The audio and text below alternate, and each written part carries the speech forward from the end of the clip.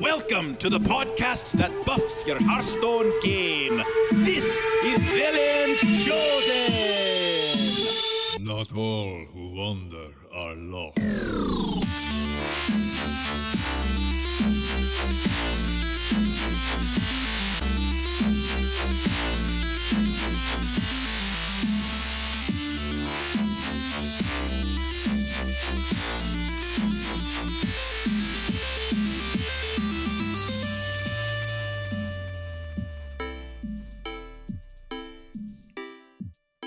What's up, everybody? Greetings, visionaries. Welcome to Velen's Chosen. Welcome back for yet another episode 163. This week, we are talking all about Rastakhan, even Rastakhan, and some lore even about Rastakhan. That's right. Eve is going to be patched in this week digitally, but you guys will be able to hear her on the live show and on YouTube. But welcome back to VC. My name's Rob. I am coming all the way from the rising sun of Japan. And joining me is your Texas native, Grant Gould. What's up, Grant? Oh, man. I am so glad to be back. Definitely missed being on the show last week, but it was fun to listen to you and Andrew regale your adventures at BlizzCon, and it didn't make me any less envious. That's for sure. It didn't help me. It didn't help. It just made me want to go and made me just feel BlizzCon envy more than I normally do. So, but yeah, man, I missed you and I missed doing the show, but it was one of those things where I'll just give you an idea what happened. I got up at 4:30 in the morning on Saturday, and I got to work at about sometime after 5, and I didn't get home from this trip until 4:20 in the morning on Sunday. Well, the funny thing was I slogged in the door. I had a 5-hour bus drive from Dallas and I slogged in the door, and I was like, okay, what time am I actually getting home? When I open my phone up, I look at it, and it says 4:20, and you're exactly where I was like, blaze it. And then I walked in the house. The real red eye, ladies and gentlemen.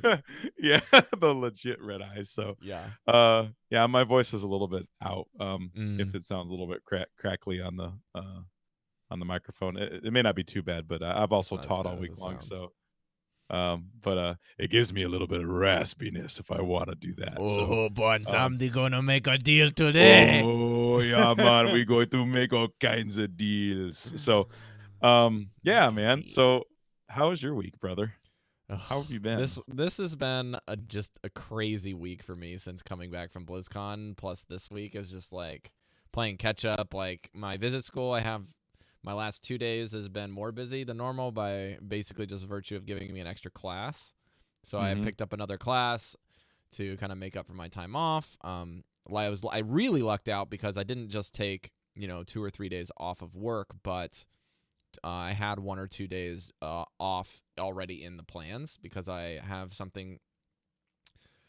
I'm gonna butcher the Japanese. I think it's called Kimio Naihi, something like that.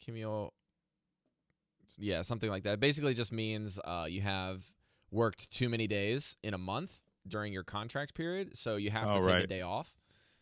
So it's basically like I can't work more than so many days a month, and it happens that in October and in November I have that day off both months back to back. So what I did is I put my day off at the end of November and the beginning of October, or sorry, the other way around, end of October, beginning of November, so that I could have 2 days off packed together for BlizzCon, and I wouldn't have to take so many actual days off of my paid leave. So that really helped taking some days off for BlizzCon. But I've been playing catch up on sleep pretty much as soon as I got back because I can't sleep in the airports. But I don't know. I got really motivated. I played actually like 10 games of Heroes since I got home, and what? Yeah, I played like some Heroes. I logged on a Hearthstone and played like 1 or 2 matches, and then hopped off, and then talked with Andrew for a good chunk last week. You guys heard that. But I don't know if you guys didn't know anything about Overwatch. I know that it's not our audience here, but I hit Diamond for the first time this last week, which is pretty big. Bro. Super congrats on that. That's huge. That's huge. Yeah, and I didn't play any games on Asia, and I basically just played like I think 25 games, and it got me 25 games right at the start of the season, and I placed the highest I've ever placed at like 2870 something. And to give you an idea, I had to climb about another 200 or so points to get up, or about 150 points to get up. But I already decayed down to 3,000 because I didn't play it all this week. But there's also a 4v4 mode in the game. There's deathmatch, just kill them. It's not really balanced or anything. It's just kind of goofing around for fun. And I was like, oh, I'll just get a couple more points. Maybe I can get another golden gun with the points, stuff like that. And I placed in Masters in that. And I was like, holy. Nice, awesome. man. So I've been, like you're just like good all of a sudden. Yeah, and then I've got a couple players that have just been telling me, it's like, yeah, you've really improved a lot in these other heroes that you normally don't play. So my Hanzo's gotten really good. My Winston's got pretty good. I've got some Masters level Reinhardt's just telling me what to do, and I'm kind of like figuring it out. And I've been playing, of course, a ton of Ana. But anyways, that's what I've been doing. I haven't really been playing a whole lot of Hearthstone because, the expansion's not here yet. We don't really have a whole lot of news. And, let's get into that, shall we? I think it's just, it's part of the show now. It's like a major segment of most podcasts. So I had a good conversation for about 20 minutes with Ridiculous Hat just in Twitter DM or Discord DMs this week about just how we're feeling about the game. And he's like, I haven't logged in like 3 weeks. And I kind of told him the same thing. And he's just like, there's just nothing there. You play the brawl, you log out. He's like, it just doesn't feel good. And he's like, I don't understand how all of these other people are like this. And he's like, am I the only one that's like this? And I was like, no. I'm pretty sure he wouldn't mind me sharing this because I think he'll probably share this on his show. So that's why I'm saying it, but on Coin Concede. But I don't know. I really sympathize with it. I was just like, what is Hearthstone offering both now and coming up on the horizon that isn't just more of the same? Like, of course, it's going to be different cards, different meta, slightly. But like we know, every year the last expansion doesn't really show up in its power level until after rotation, and you're like, wow, these cards are really good. Because it just ends up being like, you swap anywhere between 2 to 5 cards in your deck, and then sometimes you get a couple new archetypes, and that's basically a new expansion. That's the third one of the year.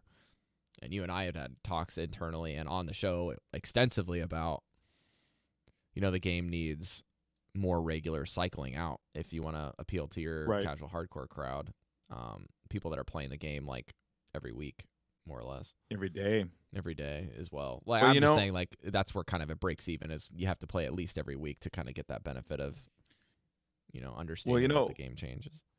Last month, I really didn't play a ton of Hearthstone. I just didn't play that much. Now, I still probably played a couple games every day. I didn't. But there were days there were definitely days where I just didn't play, which was kind of a new thing for me because I've been pretty diehard for a while. And one of my students asked me the other day. They said, "How long have you been playing this game?" And I had to think back, like, geez, when did I start playing this game? And it's like, 2014. And I got to think, I'm like, oh, wait a minute. That's almost 5 years, because I started playing early 2014. It's like 5 years is a long time to play the same video game. And it got me thinking about the game, like people are kind of, I guess you could say it's running its cycle. Like Hearthstone is a type of video game. It is a card game. And like for me, I enjoy playing MTG Arena. I enjoy playing Eternal and things like that. I like those kinds of games. But at the end of the day, they're a type of game. You know what I mean? And I don't think it's Hearthstone as much why people are maybe becoming a little bit just bored with it. I think they're just bored with the style of game. You can only play the same type of game so much before you're tired of it. You know what I mean? Like a Nintendo, like if you think back in the days of like Nintendo 64 or NES where we had console games, you wanted to play different styles of play. That was what made it cool. Like to kind of Zelda on the one interrupt hand. A little bit, Grant. Like when you're saying type of game, I would say that there is a little bit of variance there because it's kind of contingent on you basically playing it like multiple times daily or just daily like a long periods, because you can play the same type of games and play them all casually, because I know lots of people that do that. Well, yeah. What I'm saying is like card games. Like this is a card game, and card games can only offer so much. You know what I mean? Like there is definitely a sort of ceiling. Yeah, there can be new mechanics and there can be new cards that do interesting things and this and that.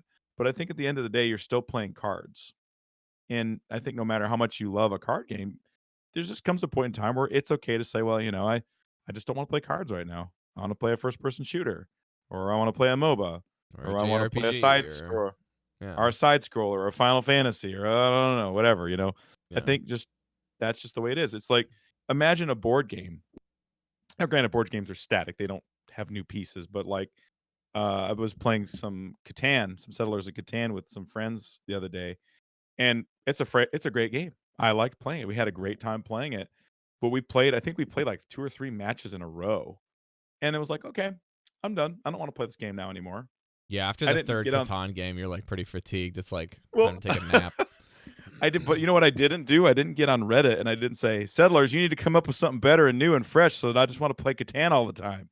You know what I mean? Yeah. I think it's just very normal and it's perfectly okay to cycle games and not grind them all the time. I think just culturally, I think it's probably a world culture thing, but, like, why do we think that games have to be eternal? No pun intended.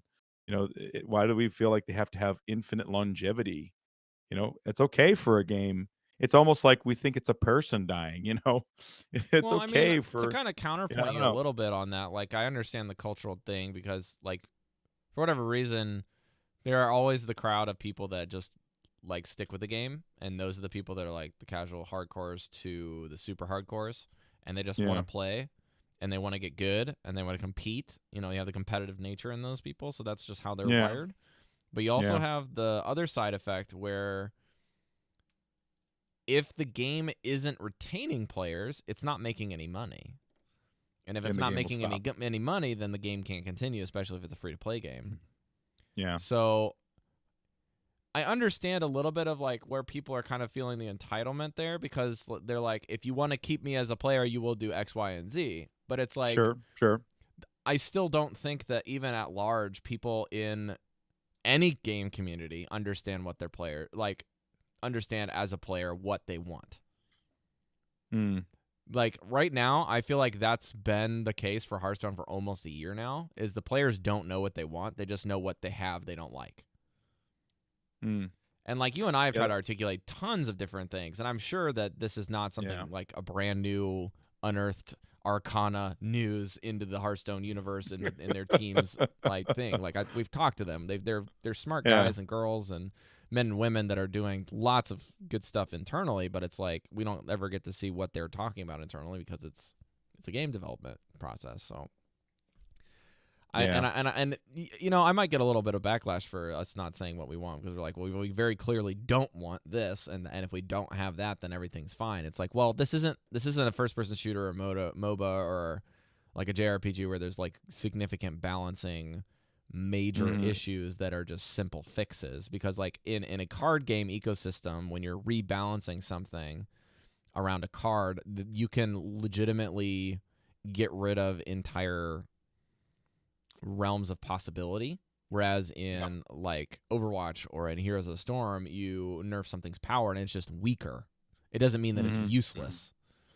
Right. Whereas that's the case in a lot of card games, and probably why they're so belligerent about not like spending all of their resources in balancing cards every major cycle. And then you also have the whole other can of worms that we're just not going to get into today, which is the ranked ladder system and how it feels, and them doing more of an MMR looking system where you kind of like stay at the same rank for a long time, and that's just how it feels. But in games like card games, it doesn't feel good to have that kind of a system. So anyways, that's just kind of like where we're at. Kind of in a brief synopsis. Normally we talk about this extensively if we didn't have a whole lot of other stuff that we want to get to today. But just we actually do have a lot of other stuff to get to. We actually have a lot of stuff to get to today, guys. So let's get into some news. Grant, you want to take us away? Yeah, you got it. So I'll just start with the easy stuff. Brawl. It's a new one. It's called a Temporis Shift. So Temporis, if you don't know, is that legendary card that when you play it, you get 2 turns. It's a priest legendary. The bummer about it is your opponent gets 2 turns first, and then you get 2 turns. But in this Brawl, it's a condition. It's like an aura effect. Immediately you start your turn and you get to play your cards and you get to take a second turn. So what I thought to myself was like, you know what? Zoo seems like it would be really good if I could build a board and then attack with it right away. So that's what I did, and I won on the first try. So oh, nice. Yeah, it was pretty easy, and I haven't really explored it, but I've heard a fair amount of positive feedback from people in the community in terms of like setting up combos and stuff like that. It's been pretty fun. It's been kind of fun, and I would say it's been a little fresh for some people in terms of just, I mean, the concept of being able to take 2 turns in a row Pretty cool. every turn is pretty neat. I It mean, is pretty cool. and so I applaud Blizzard for releasing this one at this important juncture in time, as we approach this release of new cards. So, um, good brawl. Go out and try it. Try to experiment. Put your Timmy hat on and get out there. Have you had a chance to play it yet, Rob? I'm not. I'm guessing No, I maybe actually not, am but- planning on logging in after the show to try out the brawl today because it does sound really fun, and I haven't logged in this week, so I'm gonna go do that. But I mean, the only downside to the brawl, and this is just opinion, is I'm kind of a fan of brawls where I don't have to build a deck because I just like to log in and just do it. Building decks are always a little tedious, but it wasn't too bad. It's just kind of like it's kind of fun to try decks that work on ladder and see how they play out. If you have 2 turns, like are they even more busted or are they actually not as good? So kind of an interesting experiment. Cool. Yeah, I think I'm gonna try something out on just like browsing and try to see if I can find what people are playing and then try to like modify something fun. But just a quick reminder, you guys, the release date of the new expansion is December 4th. There is still 135 cards, like we said. And the single-player mode will come out 9 days after, on the 13th. You have the new keyword of Overkill, the new card style, which is the Spirits or the Loa. You have both of those things coming into play, and it looks like you will be getting I think you get 1 or 2 copies of Alola like on release, and you'll also get Spirit, and you also get a copy of Alola sometime when you log in on opening day. We do have some new cards that we want to talk about, and this is something that is fun that we can talk about in the game. The first thing we have here, we don't have the stream set up today for card reviews. I was checking my stuff, and apparently I had some displays linked up, and so they would take a lot longer to go live, so that's why we're not doing a live show today. But we do have Ticket Scalper, 4 mana, 5/3 Pirate, common, neutral. It is a minion with Overkill, and it's a neutral minion, so this is pretty cool. Neutral Pirate that says Overkill, draw 2 cards. I like it. Now, Grant, actually, do we know anything about Overkill with regards to it being killing something on both players' turns? Or is it only if you attack with it to trigger it? I think you have to be the activator. I don't think it does it like if you're passive. So like if it's sitting on the board and I don't know, I attack it with a 3/2 flame in. Yeah, no. It doesn't trigger Overkill? I don't think it does. At least from what I've seen in the some of the demos. I think you have to be doing it. But because at the demo, I didn't really get a chance to see that specific interaction when I was at BlizzCon and testing this. I didn't see anything about this. I don't think there's a passive interaction. Now, if I'm wrong, please, email me and let me know how I'm wrong, because honestly, I don't mind being wrong. It's totally fine. I actually like this card because the decks that run pirates are usually fast cards, and getting a little bit of refill would be nice. Problem is, like you said, if it dies and it doesn't work passively, then it's kind of like, well. But on the upside, if it does work that way, this card's quite powerful because you just slam it even in a non-pirate deck, and if they don't have a spell to answer it and they need to kill a minion, there's a good chance you're going to overkill something on turn 4. There's not a whole lot of minions are going to have 5 health. Yeah. I've been playing I played a lot of Odd Rogue on Wild lately, and more pirate cards in Wild like cards like this could have some real possibilities. But it would have to be a non-odd build because it is 4 mana. Right. It have to be non-odd build, but pirates are good. Like, and it is neutral, which is great. I love that. Right. Love that. Yeah. All right, you want to take us to the next warrior card? Yes, it's called Heavy Metal. It's a 6 cost metal, mate. Yeah. Okay, this one goes to 11, except it only costs 6. 6 cost warrior rare. Right? This card has never been touched by human hands. Okay. Oh man, I can just feel the UK cringe, man. I just feel no, those are my have you seen Spinal Tap, Rob? Ever seen that movie? I haven't. Okay, you need to watch Spinal Tap, because in all the references that I made, it's got Michael McKean, Christopher Guest, Harry Shearer, and a couple of other. It's Rob Reiner. So if you've ever seen The Princess Bride, Rob Reiner directs it. It's a Oh no, mockumentary I can about an '80s imagine. metal band. I can It's imagine. epic. It is a cult classic. And those Okay, were all okay. Spinal Tap references. Anyways, I digress. So I can feel the hate it's mail coming from our listeners already that I haven't watched this movie. What? How dare you? Yeah. Anyways, six mana. cost warrior, 6 cost mana, warrior rare spell reads summon a random minion with cost equal to your armor up to 10. Okay, so Heavy just metal more yip. Let's go. heavy metal yip, basically. I mean it could be fine. I mean, recruit warrior has been tried and Conveniently just kind 6 of mana. So you yeah, can't odd warrior this. no. I mean, we'll see. I mean, is it possible? Yeah, it could be all right, but I tried Recruit Warrior a lot when it first came out, and it was the hotness for a while. Tell me about it. And it just Recruit Warrior just is the most like. It feels like you're playing AFK. Never quite powerful. Well, yeah, but if that and it feels like you just are never quite good enough. It's like, oh, you did your one threat. I'm going to take care of that. Oh, you have another threat. Take care of it. Nothing you do seems powerful enough to get the ball rolling to where you can just. And then when you finally do the thing that you've been trying to do for 6 turns, you're like, that was incredibly average. that's exactly what I'm trying to say. Is after playing so much Wild lately, the thing about Wild is you can some of those control decks can sit back and do nothing, but when they actually decide to pull the trigger on what they're trying to do, they can just flip the game, and you're like, whoa, that was great. Now, but like, something about this card though, Grant, that is a little intriguing to me is that it's not specifically built for a control setup.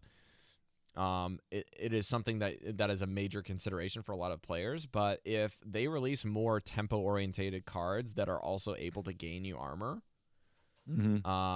in like tempo builds or just curve warrior builds, I can see this being like at the top of the curve and just like closing out the game by just summoning a 10 mana minion on 6. It's very much like a spiteful summoner type look for me.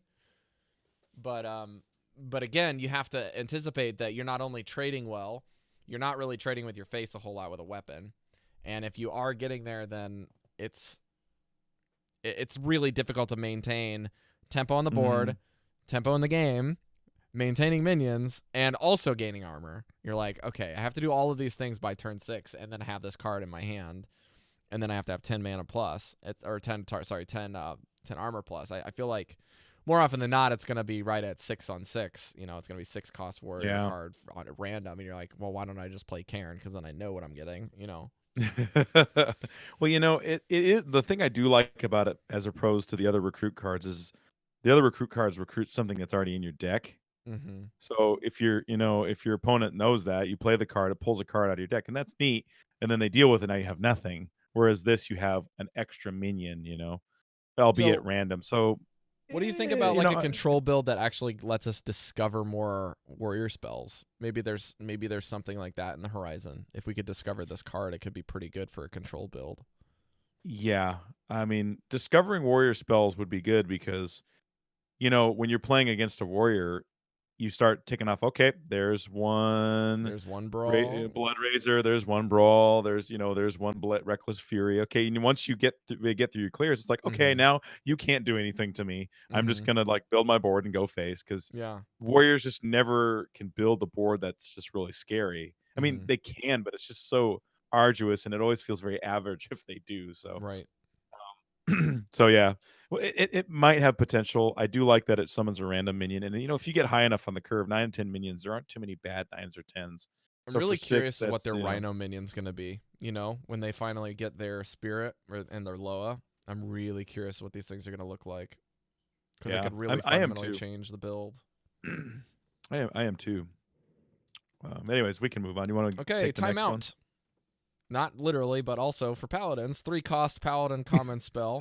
Your hero is immune until your next turn.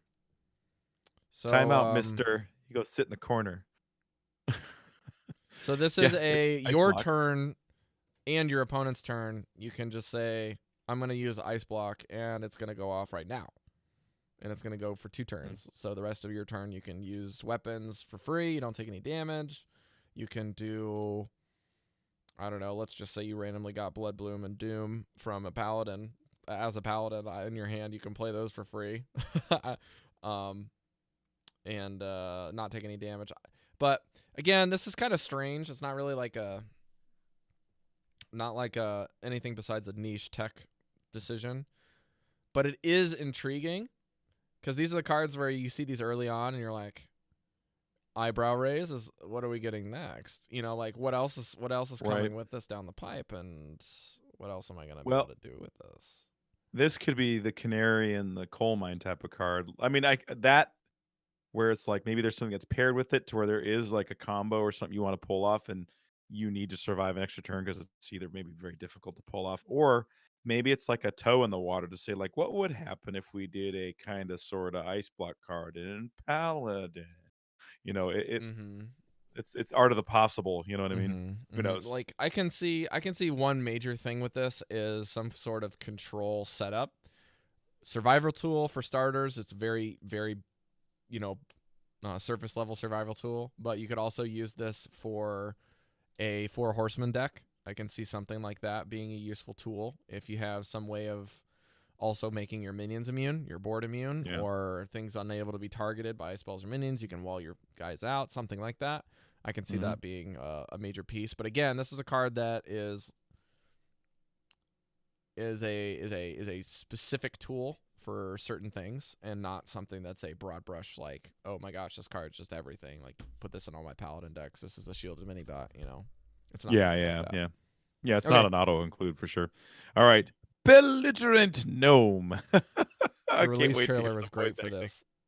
Oh, I didn't see the voice acting on it, so I'm looking forward to it. You know the guy that did the raunchy animation stuff? It's the same guy they hired to do the release for this.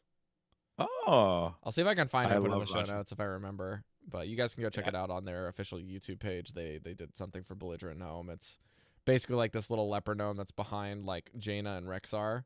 And Rexar's team is losing in the arena, and he's like, "You suck, like you suck, you suck, you suck." And then like, there's a priest sitting next to him, and it's Anduin, and he goes, "Wow."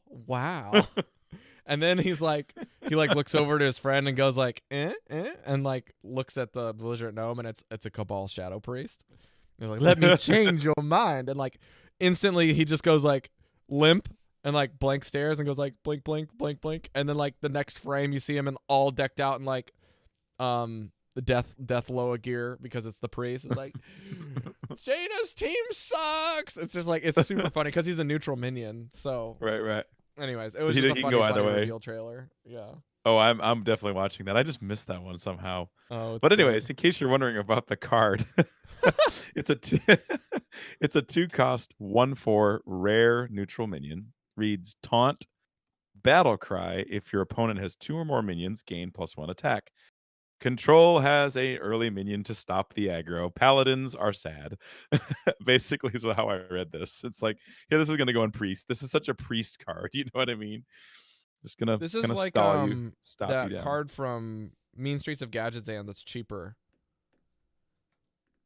The thug guy that was like a 3/4 taunter. That is like costs 2 less if your opponent has 2 minions. It was something thug. Is that right? I know what you're Hinge Clan. Yeah, no, I know not what you're Hinge talking Clan Thug. Not Hinge That's Clan a different Thug. card. No, it'll hit me. I can't remember. I know which card you're talking about. Yeah, that card was an unsung card. It was like, whatever. Kind of passed it over and ended up being really good. I'll look it up. No, I think this card has potential. I mean, it's only 2 costs and a 1/4 with taunt for 2. It's almost like power creep because what is it? The monkey card. What is that? The Silverback Patriarch. What is that? What that? That's a 1/4 for 3 with taunt. And this one has the potential of being a 2/4 for 2. This is like more like the dragon the guy for priest for forever ago. Oh gosh, what is that card? Dragon if you have a dragon or something like that. No, it was Are you mocking me? That's all I remember. Yeah, the voice. We can't remember the card name. We can remember the voice acting. Yeah, of course. That's how it We're such goes. children. Such children like that. You can tell. Can you tell if we play the game with sound on? Yeah. I play the game with sound on. That's what got me into it, to be honest. Yeah. But Blizzard sounds have always been fun. it goes way back to the day of clicking the peons on Warcraft 3, going what zug Zug. Yeah. or the dryads when they laugh because they get tickled. Oh yeah. Second-rate It's bruiser, a 5-mana 4/5 taunt, costs 2 less Yes. if your opponent has at least 3 minions. So this is a variant of the same archetype of the bruiser. Okay, cool. All right, we can probably move on. It'd be a good card, man. Why don't you read about the next one? card, man. The Spirit of the Dead, 1 mana, 0/3 priest rare. This is actually the spirit minion for priests. It has stealth for the single turn, so until your next turn. After a friendly minion dies, shuffle a 1-cost copy of it into your deck. This seems to be the new thing for priest right now. Because, Grant, why don't we just pair this with Bonsumdi? We'll just do them both. Oh, yeah, Bonsumdi, man. Bonsumdi the Dead. 7-cost, 7/7 priest legendary minion. Battle cry. Draw 1-cost minions from your deck until your hand is full. So, basically, these cards are tandem cards. You got to kind of have both of them. My first thought, honestly, was like, I can't think of a standard application right off the bat, but in Wild, it's like, dang, retool Big Priest, baby, bring it on. I'll take all of that. Thanks very much. All those Ragnaroses. And this is not I mean? saying 1-cost 1/1 like we've seen in the past, like the Xerix cloning gallery, right? Yeah. Like, this is 1-cost copies. 10/10s. Yeah. 1-cost Yashiraj is 1-cost 8/8s. And Lunara's Pocket Galaxy, not Lunara's. The Pocket Galaxy from Luna's? I think it's just Luna's. Luna's, yeah, Luna's Pocket Galaxy. Thank you. Like, that card is a powerful card, except for the fact that it takes your whole turn. And late game, playing a 7-cost spell and doing nothing is really bad. But having but if you can swing it and you get a bunch of 1-cost really good minions in your deck, 1-cost 7/7s, 1-cost 8/8s, 10/10s. That's great, So I think it has potential. I'm anxious to see what Zetalot will do with these cards, because that he's very like hey, rubbing his hands together. I mean, you've got all kinds of stuff that you're at your disposal. I can see doing something where this has to be, for me, this has to be something like Coffin Crasher is just going to be so much fun to play. Because Coffin Crasher is going to die with this thing on the board, the Spirit of the Dead. So Coffin Crasher dies, summons a gigantic thing or mid-range thing that has a Death Rattle. It's going to shuffle another 1-mana Coffin Crasher into your deck, and you're just going to Coffin Crash them until they want to cry. It's going to be so good. And Bonsomdi is going to like pull a bunch of stuff, and you're just like, I have all these 1-mana stuff. And the great thing about Bonsomdi is you can drop him, draw a bunch of cards, and play 3 more. Because they're going to be 1 cost. So if this is a 10 mana, 9 mana, 8 mana play, then you always have something to do. So if you're playing Bonsomdi on 7, I feel like you're really messing yourself up if you've set him up right. You're definitely going to draw a bunch of cards and be able to play a couple of them. So you have to interpret Bonsomdi more as an 8, 9, 10 mana play, because you don't want to have your hand full. Yeah, that's true. That's true. It's sort of a last minute kind of thing. Kind of the way you treat the Murloc quest with Shaman. Yeah, very much so. You don't want to be dropped. But that's just part of how that's part of the fun, is like, okay, what's the best time to do this? Is it now? Is it later? And incidentally, I'm just going to say this just because I'm pretty sure most of our listening audience is intelligent enough to have figured this out, but Bonsomdi is a riff on Baron Samedi from Live and Let Die from the James Bond series. Oh, gosh. And he even has the face paint like him. I love it, because he was the voodoo doctor. So I know they riff on it, and I think we talked about it in the Discord with a few guys. Sweet. But I know only about 2% of our total listening audience is in the Discord. So yeah. Baron Samedi, Bonsomdi, That's funny. So yeah. Well, speaking of Bonsomdi, I think this is a good transition into our lore moment with Eve. So we're gonna listen to that, and then we'll come back and talk about 2 different even shamans that Grant has been messing around with for Wild and for Standard. So we're pulling all the punches this week, guys. All right, so we're going to listen to Eve here. Let me make sure I can get this playing for you guys, and we'll get started. So let's listen to everything about Rastakhan and Bonsomdi. God King Rastakhan is the ruler of the Zandalari Empire. basically, he's the king of all trolls. Now, this is a little bit difficult because the trolls have a whole bunch of different tribes, and they're spread out over the entirety of Azeroth. And not all of them acknowledge him as their ruler, but the Zandalari Empire is a holy place for all trolls. And they go on pilgrimages to their holy mountain there. So it's their roots, it's where they come from, it's what they all kind of have to acknowledge. God King Rastakhan was blessed by the Loa Razan, who is the Loa of Kings, with a long life, swift healing, and strength beyond most trolls. Because Hearthstone takes place outside of canon WoW lore, it's hard to describe the story of Rastakhan because I don't know how exactly they want him to be in Hearthstone. There are different people that we have in Hearthstone that are dead in WoW lore, so we kind of have to go, this could be an alternate timeline, Rastakhan. But anyway, in the story of World of Warcraft, he's ruled over the Trolls of Azeroth for a really, really long time due to the support of Razan, the Loa of Kings, and a whole bunch of other very powerful Loa who have supported him. And trolls are naturally long-lived and have regenerative powers anyway.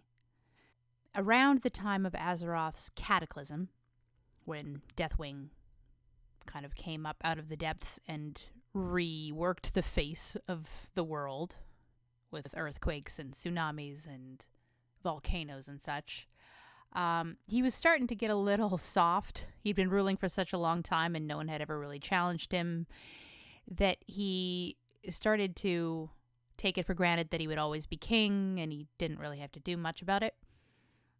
Zol, his personal prophet and chief advisor, warned him of the impending downfall of their kingdom and the need to flee before the Great Sundering, but he wouldn't listen. But Zol kept getting visions of horrible disasters. This was before Deathwing came, and he kept going to Rastakhan. So finally, Rastakhan gave him permission to build a fleet of warships, so that if they did need to flee their island because it broke in half and started sinking into the sea, they would have an option. When Deathwing came out of the earth, their island was really damaged. But it didn't sink into the sea, as Zol had foretold, so it is still there. But at this point, Zol was just completely disgusted by his king's laziness and unwillingness to do anything to save their people, so he started looking around him for a plan to replace him with somebody else. He made a deal with the spawn of an old god, created a race of blood trolls that all got powerful off of blood magic, and attacked Rastakhan, intending to replace him and rule over the trolls with this new, dark blood magic. Rastakhan was saved by the Loa. In fact, a big pterodactyl Loa kind of swooped down and grabbed him and carried him away after he'd been stabbed in the back by Zol. But after this, he was a lot weaker. And in fact, Zol managed to trap and kill Razan, the Loa of Kings, who was kind of the primary reason that Rastakhan had stayed in power so long. And as soon as he died, Rastakhan started to age. So I'm pretty sure that Razan is going to be in the expansion, as they're already showing a bunch of legendaries are Loas. My guess is he's going to be Hunter legendary because they always get all the dinosaurs, and Razan is a Devilsaur. He's a huge, massive Tyrannosaur-looking Loa. So that's where I'm thinking he's going to go. But in World of Warcraft, he was killed and zombified.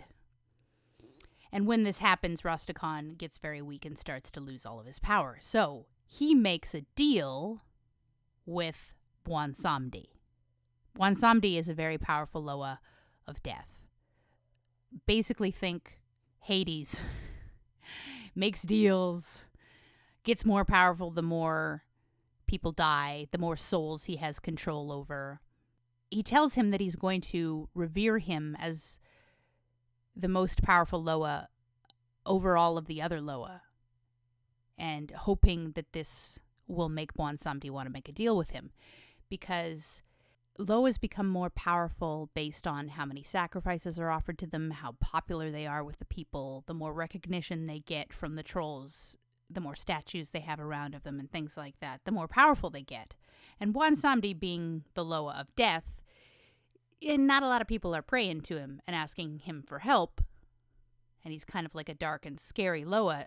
So, more often they pray to the ones who will give them rain and sun and good crops and things like that. So Rastakhan promises Bwonsamdi that he's going to raise him up in the kingdom of all the trolls over all of the other Loa.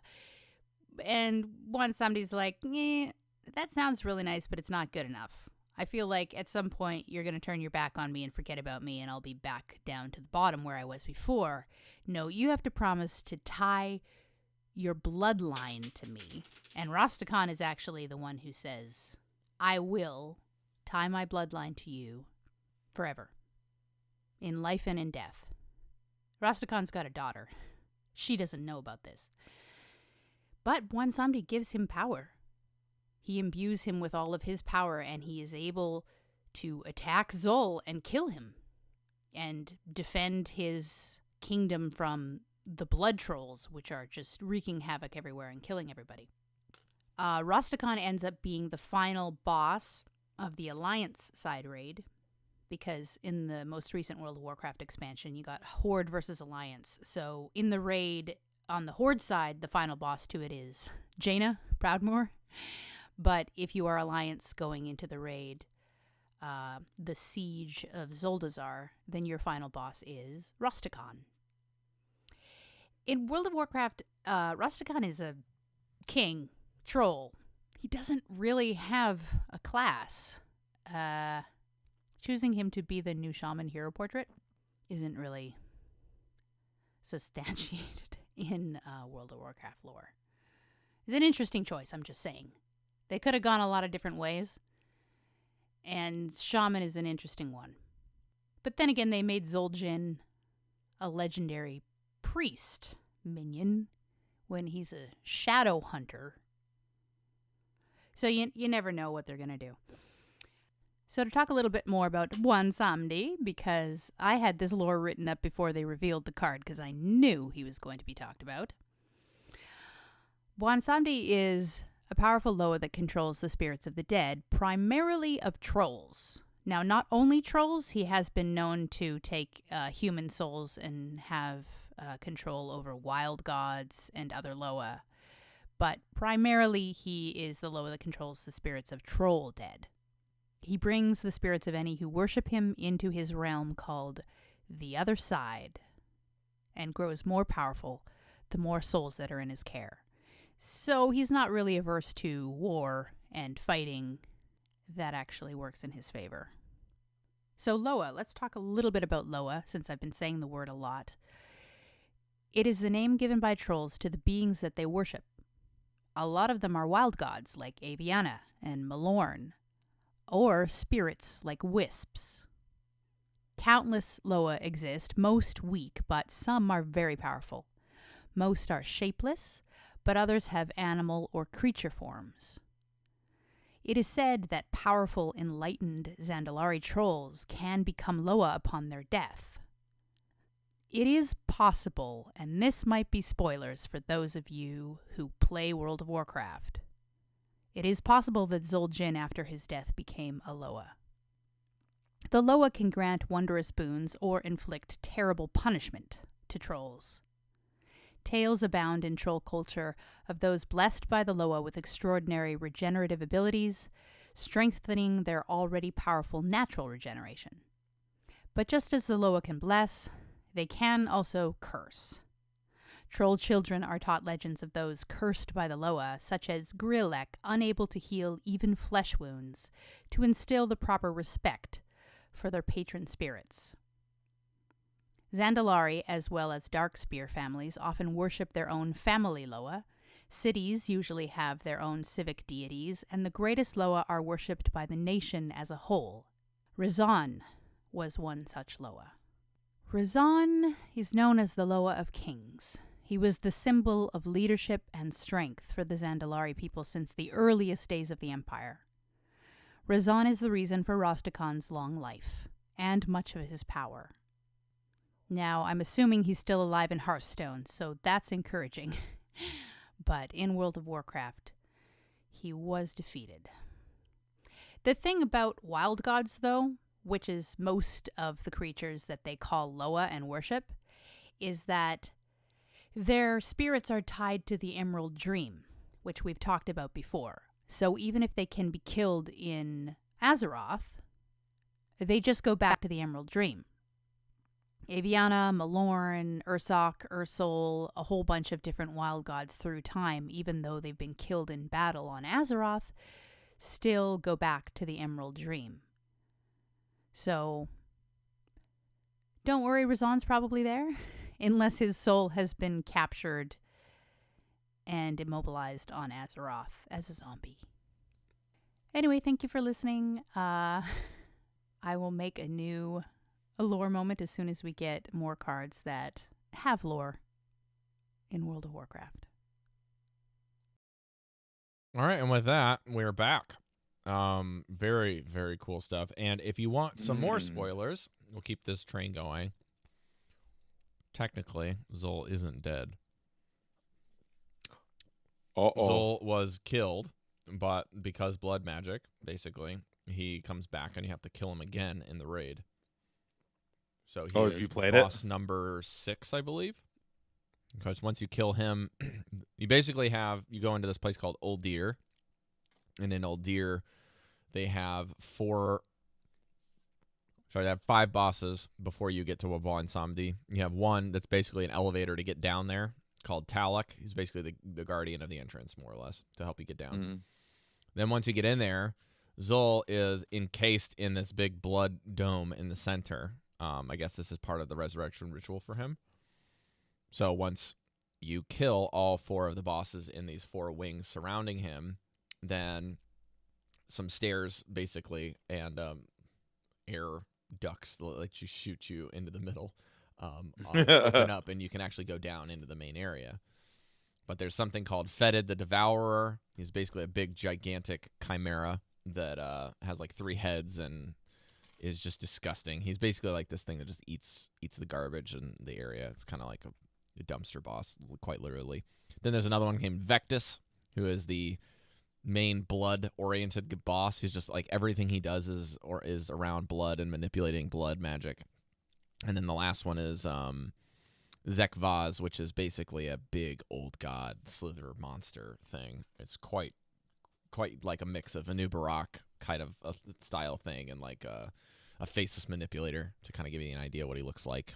And then once you beat all those guys up, you can go fight Zol, and that's quite the trip. And then there's also one more called Mother, which is a kind of like very much like a mechanical guardian type of a god. And she has like these purification rooms where they like, if they get too high, then they basically like run a bunch of fire and then they detonate in a room. So you basically have to kill her in 3 different rooms. You fight her, and then you have to move to the next room before she purges you, and then you do the same thing and the same thing, and it's quite interesting. It's basically like you're fighting a boss through Ocean's 11 and a garbage disposal. It's quite fun. Wait, is this in Battle for Azeroth? This is in Battle for Azeroth. This is the main raid right now. So Neat. Then once you beat Zul, you can move on forward, and you can fight Mithrax, the Unraveler, who is a crazy large old god style boss who's basically the last guardian before you get to Cahoon, who is the one that Juan Samdi gave his soul to, more or less. But Cahoon is kind of like the spawn of the old gods. It's kind of like a tier. You have the S tier old gods. You got, the big 4. You got Yasharaj and Cthulhu and Yogg Saron paired with N'Zoth. But below them, you have kind of their right-hand man type of, or right-hand slither monster. I don't know. This one would be Cahoon. He basically looks like a giant caterpillar with no eyes and kind of strange strange boss fight. But anyways, that's kind of the raid and all the stuff that's connected with Zol. But he's a pretty cool character, I have to say. Yeah, it's a lot of spoilers in that, but it's if you're not playing Warcraft and you don't plan to, it's quite nice to know. Yeah, I mean, I didn't know all that stuff about the Loa and all that stuff. I mean, Eve did a bang up job, like tying it all together. There's some really cool Loa, like Cragjaw, the big frog guy that you see for the shamans. You can actually like play as him in a couple of these daily quest missions where you like ride on his back and he like jumps on a bunch of blood trolls and like squashes them and whips them with his tongue. Like it's really fun. It's really fun. So I'm looking forward to more frogs that aren't just hexed in Hearthstone. More frags. More frags. More frags. Frog frags. There we go.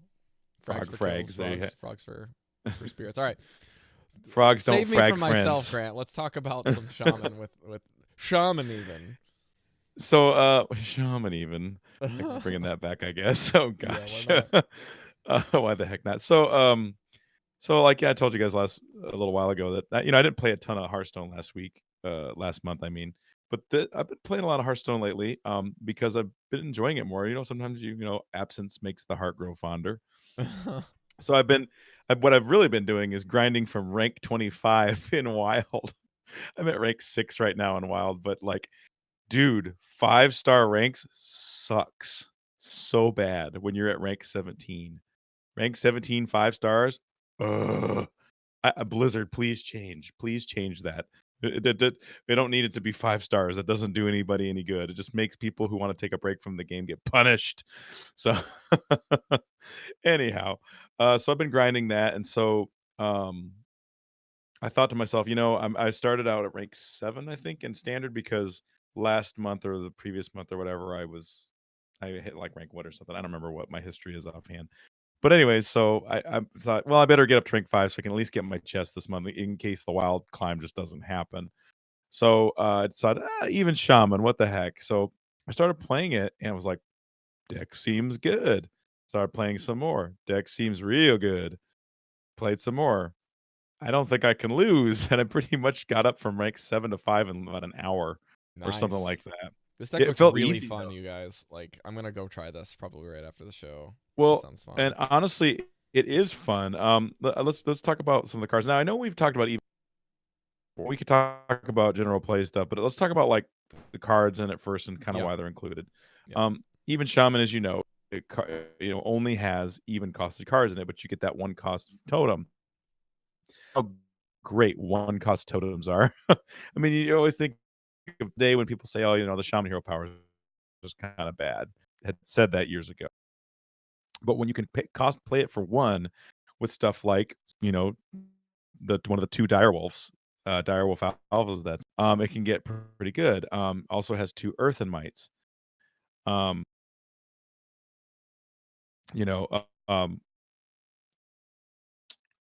Earth might is a for let's see, what's this thing you're saying down here? Oh god, okay. Earth and Might is sorry, Rob was sending me a message saying I'm glitching out a little bit. Sorry, audience. No worries. It distracted me, and I can't get off track like that because I'm not that good. Reading and talking is not my forte. Okay, so Earth and Might is one of the things you use early because you want sometimes to gain tempo. So yes, you can draw a card if you put it on an elemental, and that's all great and wonderful. But a lot of times you just use it to make a card, like against priests. Sometimes you want to make a 2/2, a 4/4, and they can't deal with it. That's really fun. Or sometimes you just need to be able to trade one of your puny totems into one of the other guy's totems or one of his weenie minions. Like, let's say you're playing a paladin. You want to keep his board clear so you can build your board because eventually your board will be better than his board. Okay. Well, the old standard, a card that you have to completely be thinking about all the time. It's like if I set up my board in how can I maximize my flame tongue minions to attack, and it is a card that can just get the game out of hand for you. Nimbus is that shaman card that helps you just gives you is it a random? Is it a random elemental? Yeah, it's a random elemental. Yeah. Good for triggering later cards down the line. Calamos or other things. Okay, so Calamos is really, really good. in the deck later on. So I just kind of let the cat out of the bag. Calamos, oftentimes I find him, I either want to clear the board, him to go face with some extra damage to close out. Having a nice cheap little elemental's nice. Merc Spark Eel is this deck do work for you. In fact, it's in wild versions of even Shaman because, well, 2 damage anywhere you want it to go is just, and it's a 2/3 bot. So it wouldn't forward if this card maybe got under the nerf microscope. So we'll see. Primal Fin Totem. Well, who doesn't love extra Murlocs and extra bodies in the field to trade people? Flame Tongue Totems to kill the Primal Fin Totem. It's kind of interesting to watch people have to make hard decisions. Vicious Scale Hide. No, it's an extra body. Health back if you're maybe in a mirror match or in an aggro match. Especially if you can pair it with some kind of. Let's see here. All right. And let's see. And what's next? Oh, yes. Corpse Taker has 2 Corpse Takers in it. Now, Corpse Taker, I'll be honest, if you're playing against Corpse Taker and you put it down and it has the Divine Shield and the Wind Fury, your opponent's like, oh, man, unless they have an incredibly huge Divine board. Shield's the real kicker. Oh, man, Divine Shield just like makes that card impossible to deal with. So Corpse Taker, always good. I mean, you could just win a game with it. Like if you're in parity or you're ahead, it just either closes the game out or it just makes parity not parity anymore. Fire Plume Phoenix, great to have again that 2 damage to anywhere you want it to the minions. Just take out stuff, clear the board, and put a body down. Hex, really fun to have against stuff like if you're playing Warlocks, Control Warlocks, or bigger minions where they might resummon it or anything like that. You know, just hexing their stuff is just feels bad all the way around. Serenite Chain Gang, well, 2/3 bodies with taunt. That's just there's nothing wrong with that, right? Builds Especially your behind board. a healing stream totem, it just feels like you just lost. Oh gosh. And that's the thing is that 1 cost hero power in tandem with a lot of these cards just makes it feel bad because you get those cards a lot of times. Incidentally, you know what I found out? I don't know if this is a bug, but I had this happen to me today.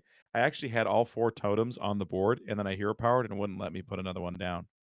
That's right. You can't have more than 4. You can only have 4. I was like, "Ooh boy, I wonder what the power. fifth You can totem's." only have 1 of each. But if you have anything that like summons another one as a card, or you have one of them in your hand, you can play them after you have 4. But that's the only exception. Yeah, I didn't know that. I mean, I've played Hearthstone for how many years now, and it just goes to show you that, like, when you have a 1-cost hero power and you don't mind spamming it because you almost always have an extra, you get 4 totems, and it's not really hard. But it was the first time I've had that happen. I'm like, wait a minute, why is it not working? It wouldn't even light up green, and I thought, was it a bug? Is this just the way it is? But apparently, it's just the way it is. Yep. Argent Commander's in there. You know, it's nice to have a little burst, but really, it's in there for your Corpse Takers to give them the Divine Shield. It's another minion in case you pull your, which is also in there, and pull your Alakir the Windlord because it has Divine Shield as well. Fire Elemental, a 6/5 for 6 that does 3 damage anywhere you want. Again, not bad because you tempo or face, both good. Greymane, well, I guess he kind of has to be in there to make the whole thing work. Mossy Horror is really nice to have if you're seeing a lot of Paladin and other things, or maybe mirror matches. Alakir the Windlord is really good to close out games and enables your Corpse Takers. Agatha the Witch, value baby, and it has that board clear. Sometimes that board clear is awesome, and oftentimes I found a few games where I played to my out knowing that card was coming because I had say like 10 cards left in my deck, and I was like, well, I'm gonna play around pulling Agatha, and sure enough, you pull her, and boom, you flip the board, and you're good. We already talked about Calamos. Generally, want to do the board clear or the face. Sometimes healing is okay, but I think if you play Calamos and you're healing, you're probably behind, so you're probably going to die anyways. Lich King, well, that's probably one of the best neutral cards and that's out right now. Can't go wrong with that. And then Sea Giants. Yes, Sea Giants. Yeah. Sea Giants are bae. These cards are awesome. Sea Giants are just, gosh dang, especially if you're facing a lot of aggro or paladin or mirrors and stuff like that. Because, oh, I see you have four dudes in my 4 dudes. Guess what? I think I'll just put a Sea Giant down and then trade. How to win the mirror match? Draw Sea Giant first. Well, you know, there's just so few classes that have the resource to deal with big fatties early on. Yeah, you just don't have anything like that. unless you're drawing hexes into them. Right. I mean, that's the thing is like you don't mind you can just slap those daddies down and like just say, all right, what you gonna do about it? Right. And in fact, a lot of this deck when I was playing it, a lot of it's like, all right, I feel like even though it's not necessarily an aggro deck, I feel like it's more of a tempo deck, really, because if you think about all the cards that can do damage and put a body on the field, or on the board, you just like, all right, what you gonna do about this? Oh, okay, well you did that. Well, what are you gonna do about this? You ask all the questions with this deck. Mm-hmm. And if you're really good at asking questions in Hearthstone, meaning like you understand the role you're playing with this particular deck, you're just gonna make people frustrated. It's super frustrating to play against. So like with this deck, you want to keep the way I've been finding success with this deck is I would try to have kind of a 2-drop minion, a 4-drop minion, and possibly something to follow up those, depending, or maybe 2 4s, maybe 2 2s and a 4, or something like that. That's kind of how I was always mulliganing. Always keep Merc Spark Eel, always keep Flame Tongue Totem, keep Dire Wolf.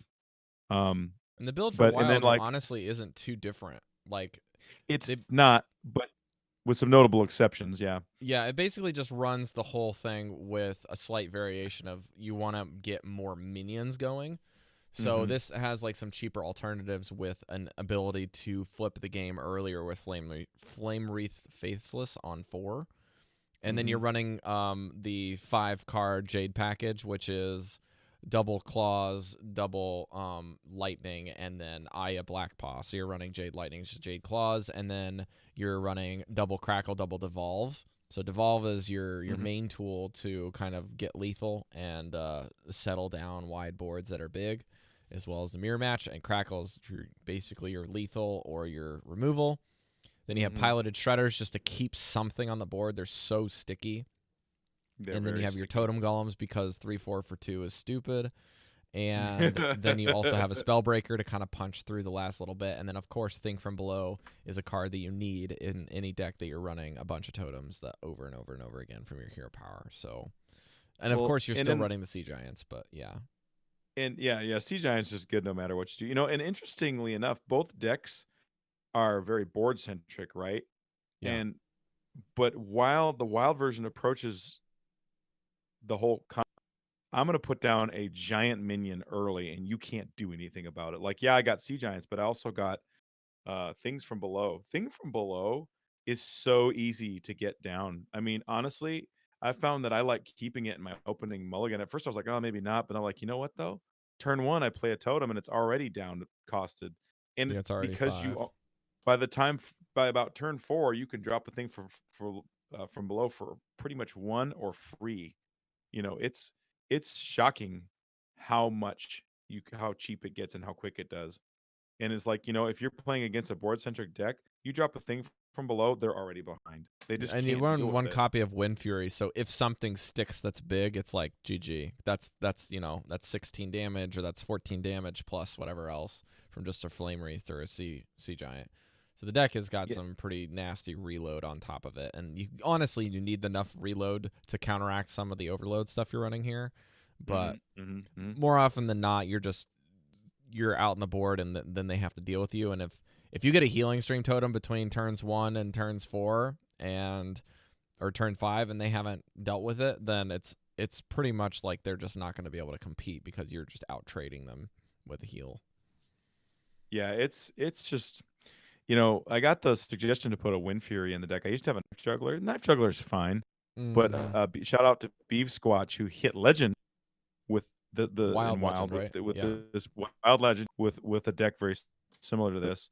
And he said, "Yeah, I run a Wind Fury." He says, turn 5, drop Wind Fury on your Flame Wreath Faceless and hit him for 14. It's like, oh dang, it feels so bad, But that's what happens on Wild is you can get, Wind Fury into like some kind of big giant fatty. Yeah, and even if you don't, you still have stuff that you can hit for 8 with, like your 4 attack minions or your Aya Blackpaw you can hit for 10 and stuff like that. I did that. Like I was playing a game today, and as a matter of fact, I put it on a piloted shredder. I'm like, you know what? I'm going to ask this question and force him to deal with it. He doesn't get to play his game. It's kind of interesting because the psychology of playing this particular deck is it's all about placement of minions. It's all about managing your resources, right? But like, if you can put down, especially in wild, it's very true, but it's also true in standard. If you can put down questions, multiple questions where they have to suboptimally pick something, like it's like, I see that you're kind of waiting for me to build a big board or like put down my fatties and like make my big play. It's like, how about I just put a Wind Fury on a piloted shredder? Now you have to deal with it, and the sucky part is you're going to deal with it, and there's still be a guy in place, its place, Yeah, and so it's it very feels much bad. so like that. Like you're basically saying you're gonna be on the back foot until I'm out of cards. It's not even like it's a choice, Yep. Yep. So you're basically if you don't have basically every turn to play something and go pair to pair, or you have something that can eliminate a large threat early, Mm-hmm. it's over because you're just basically playing from behind until they run out of cards, and they're just not gonna. Mm-hmm. Because they're just going to play their hero power and save it. And they're going to play one card a turn because that's just how the deck plays. Except for Wild, where you can just kind of like dump your hand and the game's over. So right, that happens too. You know what I found super interesting about the standard versus the wild version, because I've been playing both of them back to back, Okay. is that the wild version, you actually have a lot more cards that overload you, so you have to consider that a lot more. But in Right. the standard version, there's almost none of them. In fact, I don't think there's any of them that are overload. Now that I'm looking at it. Yeah, there's no overload cards. So the standard version feels really powerful, especially in standard. And I was thinking, I was like, man, why is it all of a sudden that even Shaman feels so good and so strong? I'm like, oh, no giggling inventor. You spend so much time and resources trying to get rid of get rid of giggling inventor that they can deal with your board, because Shaman boards are never super strong. They're just right. It's a lot like zoo. You can build it quick, Right. and then you have a couple big threats that you can put out there early because of just the nature of the way the deck goes. But Yeah. you don't have any overload, so like managing your overload is important. I think the wild one's a little more skill intensive than the standard one, but I think both are good, and I think they're both positioned to do well in the current meta, especially since the nerfing of giggling inventor and whatnot. Because Oh, I for just think sure. they don't have too many bad matchups. Like you play, I love playing hunters, man. If somebody's running hunter, GG, bro, you're gonna lose Yeah. because you're just not gonna be able to handle my board. You Yeah. know. Yeah. So anyway, so I really like this deck. I like both decks a lot, and I've been enjoying playing it. I'm gonna definitely hit rank 5 in both formats. I haven't decided if I'm gonna try and make a legend push or try to get higher. Um, Sure. the orange crystal doesn't mean nearly as much as it used to, but I am enjoying playing. And because I took a break, and I'm just gonna recommend anybody, taking a break is a good thing. And Yeah. and then trying. I don't usually play shaman like shaman. I have golden shaman, but I think I'm only like around 600 wins or a little less than that. So it's not one of my higher played classes when you consider like I have about 1,500 plus wins in rogue and mage and whatnot. So but it's actually really fun. And honestly, the Rastakhan portrait is dope, and it It makes it even really better to is. play shaman. It is so beautiful, and I can't get over the Jamaican stuff, dude. It's just so funny. It's pretty good. Welcome. You may bow before me. I just love that crap, dude. It's so fun. Yeah, and fun fact, Anyways. the Zandalari trolls are more African in orientation. So like the Zandala forever. And then you have the others, which are more the Darkspear tribe. They are more of the Jamaica style accent. So you're going to see a lot of both of those things in this expansion. So definitely listen for that. Bring it on. As we finish up the show here, we have a few people to thank. We have our man, the myth, the legend, the highest level of supporter we have for the show, our sponsor, Jamie S. Thank you, Jamie, for continuing supporting our show. It means the world to us and helps us keep the lights on, especially at the top level. We have no new patrons this month, but we could really use the support as we're trying to kind of kick things off for the next expansion, help us move forward into more additional content for you guys. I actually did a video for my Omnic Lab people that I'll probably just shoot out to you guys on Velen's just because I love you guys. But it's kind of just a little quick tour of my one room studio here. You can kind of see the stuff behind me in the live stream and kind of like what my crazy desk space looks like when it's messy. And we'll be doing that here soon. That's going to do it for 163. Grant, where can people find you out in the interwebs? Yeah, if you want to find me out in the interwebs, the best place to get a hold of me initially is Twitter, at WatchmanHS. If you want to friend me in game, friend me at Watchman #1140. Be happy to play you. Really enjoyed the last the 500 gold kind of promo that they did last week. playing some friends and stuff like that. I have a golden whiz bang, and if you want to know what it's like to have a golden coin, feel free to hit me up. Sometimes I play in between breaks at work, or sometimes lunches and stuff. So if I can't play with you, it's nothing personal. Sometimes I just can't play, or I usually get one game in. So, but yeah, hit me up. If you are interested, I'm on Thanksgiving break. I don't know if I'm thinking about maybe firing up the stream and doing a little stream. If you have any requests, let me know. And we can play stuff or whatever. I'm interested in doing more of that going forward now that football season's slowly winding down. Thank goodness. Definitely, you didn't say this, Rob, but we really would like some more reviews. I know a lot of you guys are time listeners, no time reviews. I'd like to see some reviews on what you think of the show lately. We're sort of in a weird period. I understand that and whatnot with Eve just having to be gone kind of by force, not by her choice. And so just want to know what you guys like to think. We'd really like to know what you guys would like to hear talk about. One of our patrons said should talk to some streamers about Arena, which I have been. In fact, Jan, this is for you, Jan, but I have been in contact with the guy you'd mentioned. I'm just blanking on his name right now. But he got back to me, said he's interested. So we're going to do an Arena show probably coming up soon in the next few weeks. And I'm just going to be like, I'm going to make it a primer. I want to make it an Arena primer because I have a 12-win key, but I don't consider myself good at Arena. So it's one of those things. I'm going to ask a lot of questions, and I would really like it if maybe you guys could submit your questions. I'll try to make a little a channel in our Discord for that. So, but I'd like to know, be primed and ready so that we can get max content and make it just a chock full of Arena goodness kind of episode. Anyways, so. iTunes is great for helping us out because it doesn't cost you anything besides your time, which is, again, valuable to us. But we want to make sure that if you can log in, you can shoot us something. It helps us a lot.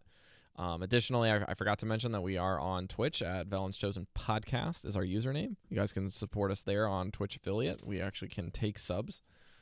Then we have an emote set up for that, and you guys can do that. If you want to find Eve, you can find her over at twitter.com/LoreMasterEve, just like it sounds. And then if you want to find her on BattleNet, it's the same thing, but LoreMaster has MasterEve, and it's 1974. You can find her other show, Knights of Lore, still kicking with her co-hosts, batting down the hatches and keeping lore going for non-Hearthstone, non-Warcraft lore. And you can find me on Instagram and Twitter with the tag Not Rob. You can also find my Overwatch podcast called Omnic Lab at omniclab.com. And special shout out again to my D&D group, especially Smiley Chris, who's competing today and was not feeling well enough to do the session with us last night. We had a lot of fun. Would have been great with you, but we were sad to have to play without you, but it was still a lot of fun. We had a really big reveal with one of our characters hiding something from the other characters for like 15 sessions and finally popped out that he was hiding it. And it was quite humorous. Sessions? Yeah, Steven Sensei got quite the jaw-dropping moment on him last night, so that was quite funny. And my character ended up telling off an old geezer for not being private with private information. And it was really funny to have a grumpy character tell somebody off like a parent. I thought it was way funnier, and everyone else didn't think it was that funny, but I got a kick out of it. So. Yeah, c'est la vie. We're going to say la vie. All right, guys. Remember, Not Home, Wander, are lost. We'll see you guys next week, and hopefully we'll get that more info to you on the interwebs in the Discord or in Twitter if you're curious as to when that Arena show is going up. We'll see you guys soon. Buen Samedi out.